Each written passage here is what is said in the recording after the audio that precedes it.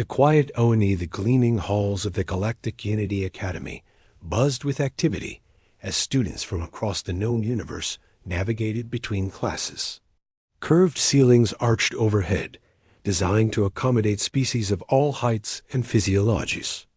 Translucent screens flickered with information in dozens of languages, while gravity adjusters hummed quietly in the walls.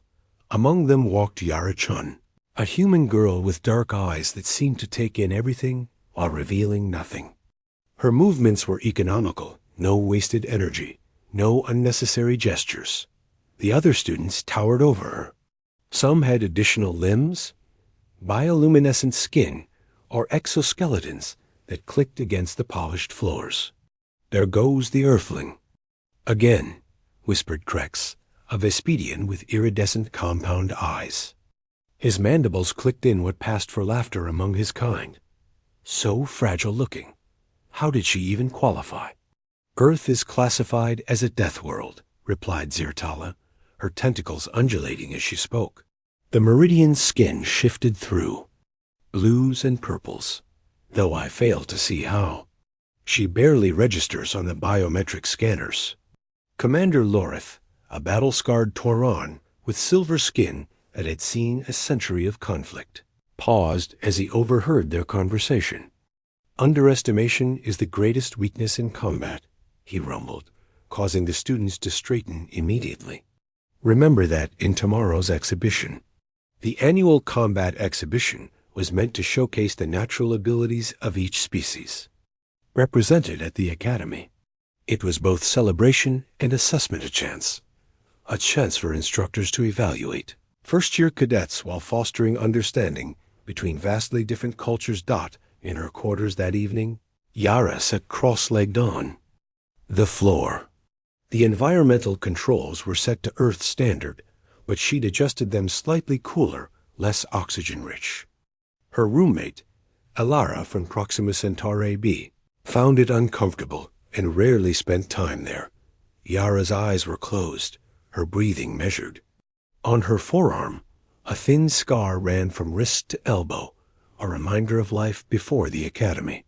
Earth, with its crushing gravity, extreme weather, and countless microscopic threats, had shaped her in ways invisible to her classmates. Her communicator chimed. A message from her mother back on Earth. "Remember what I taught you, little warrior. You don't need to be the strongest to survive. You need to be the most adaptable." Yara smiled faintly.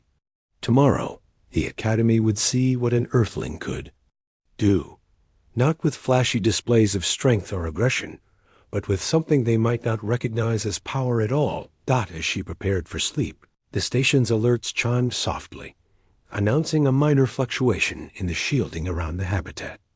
Ring. No one paid it much attention. Security protocols automatically compensated, and the Academy's I logged it as a routine anomaly. Only Yara paused, her hand hovering over her watercloths. Her eyes narrowed slightly. Something felt wrong, but she said nothing. After all, she was just the quiet human girl. What could she possibly know that the Academy's advanced systems didn't? She would find out tomorrow. The EXHIBIO in the exhibition arena gleamed under artificial sunlight, designed to simulate neutral conditions, comfortable for most species. Students and faculty filled the observation galleries, while first-year cadets awaited their turns to demonstrate their species' capabilities. Vorn, a massive Arseid with thick fur and claws like obsidian, roared as he tore through a combat simulation, his natural armor deflecting energy bolts. The crowd cheered. The Ursaids were known warriors, respected throughout the galaxy. Next came Trill, whose Cephalian physiology allowed her to phase through solid matter. She navigated an obstacle course by simply passing through walls, her translucent body rippling like water. "Cadet Yara Chun, Earth," announced the automated system. Silence fell as Yara entered the arena. In her standard-issue uniform, she looked unremarkable compared to the exotic appearances of her peers. No claws, no extra limbs, No obvious adaptations. Just a human girl with calm eyes and steady hands. What's an Earthling going to do? Bore us to death? Someone called out, triggering. Scattered laughter. Commander Lorth frowned, but said nothing. This was part of the learning process. The arena shifted, configuring itself for Yara's demonstration. The floor began to glow orange-red, superheated to temperatures that would cause severe burns to most species. A warning flashed across the observation screens, assuring spectators that safety protocols were active. Without hesitation, Yara stepped onto the molten surface. She walked slowly, deliberately across it. No special equipment, no force fields. Just standard academy boots that were already beginning to smoke. She's going to injure herself, Zirtala said, tentacles twisting anxiously. But Yara kept walking, her expression unchanged even as the heat intensified. When she reached the center, she knelt down and placed her palm directly against the superheated floor. A gasp rippled through the crowd, then confused murmurs. Is this some kind of trick? She must be using tech check for implants. The environmental system then released a cloud of yellowish gas, a mild toxin that would cause respiratory distress in most species. Yara breathed it in without a mask. Her eyes watered slightly, but she showed no other reaction. This isn't impressive. Krex clicked his mandibles dismissively. She's just standing there. Laughter began to spread. Some thought it was a joke, a parody of the more spectacular demonstrations that had preceded hers. Even Commander Lorth looked perplexed. Cadet Chun, the purpose is to demonstrate capabilities, not endurance. Yara finally spoke, her voice quiet but clear. On Earth, we adapt, we endure. That is our power. The laughter grew louder.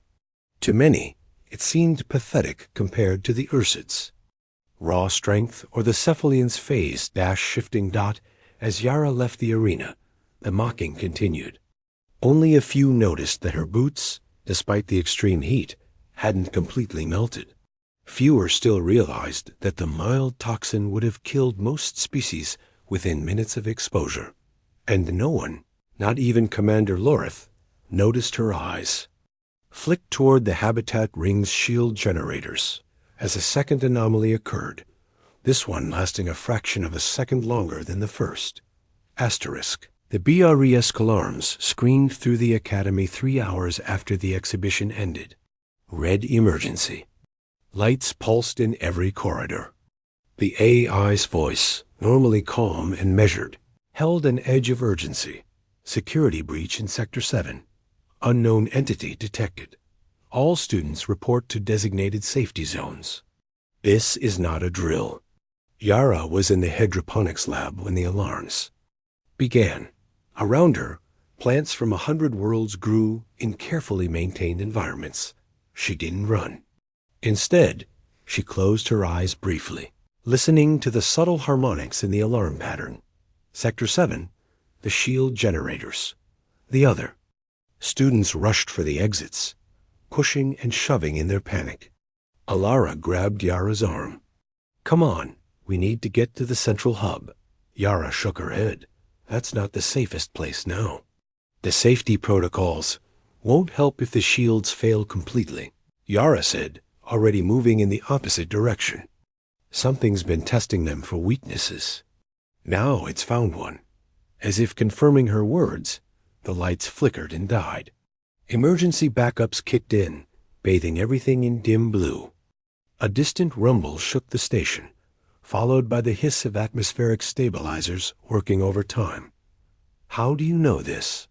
Alara demanded, but Yara was already gone, slipping away through a maintenance access panel that most students didn't. Even though existed not in the main corridors, chaos reigned. Faculty members attempted to organize evacuation procedures, while the security team deployed toward Sector 7. Commander Lorth's voice boomed over emergency channels.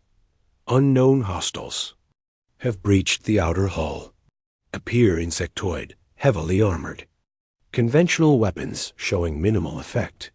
Yara moved through service tunnels, her steps quick but silent.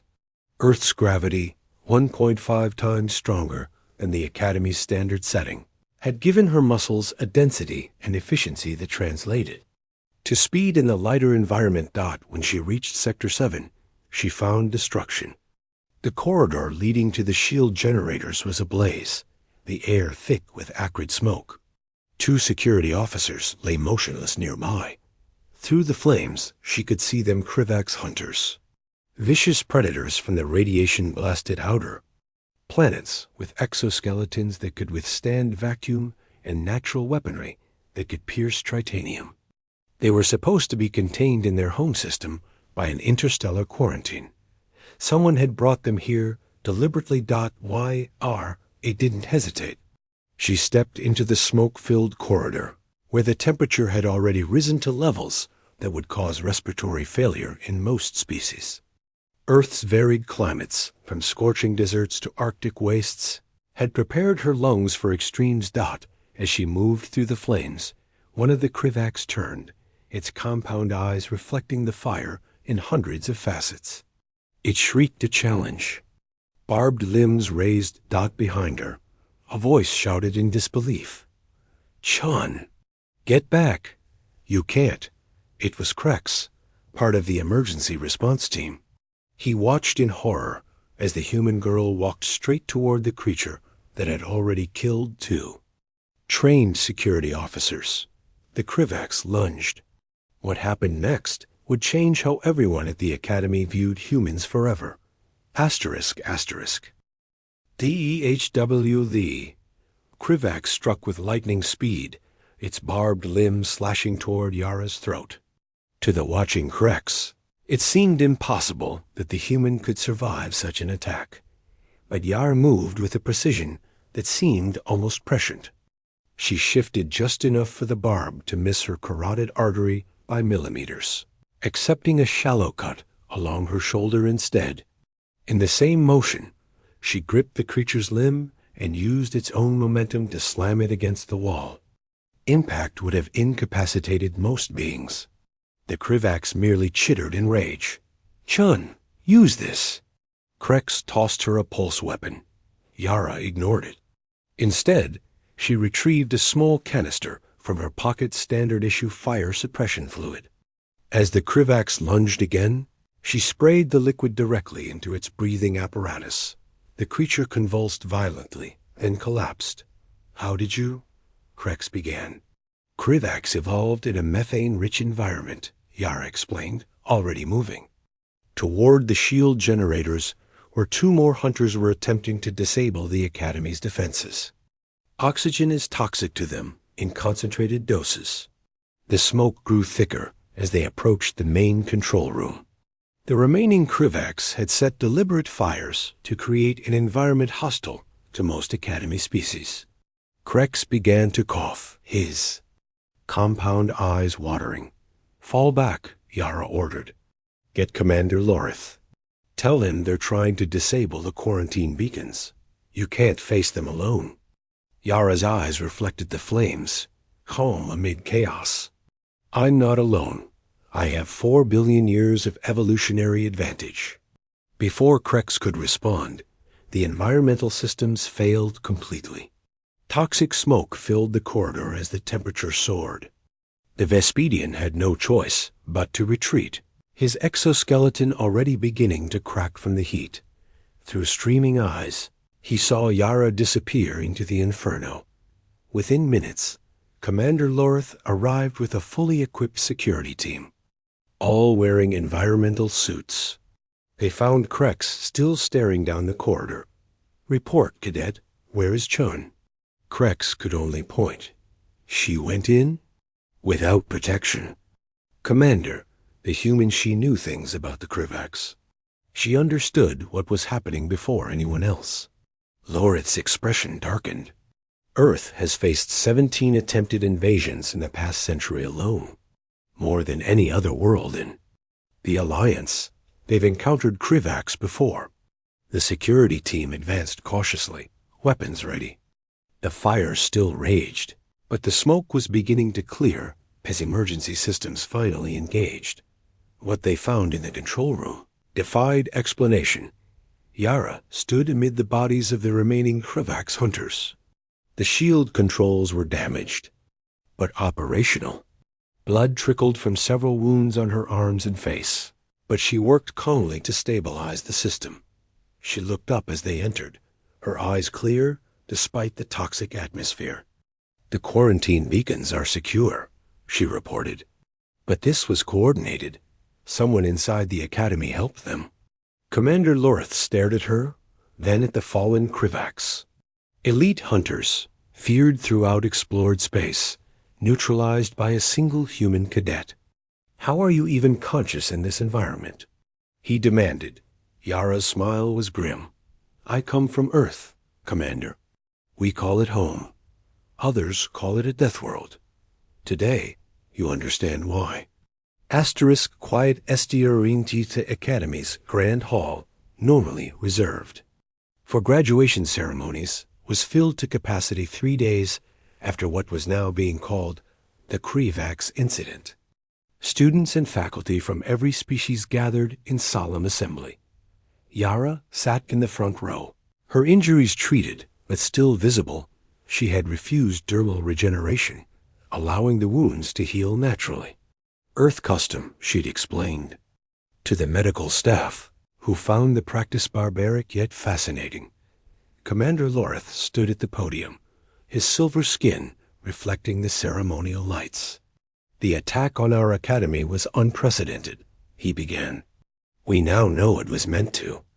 Disable the quarantine beacons that prevent Krivax expansion into populated systems.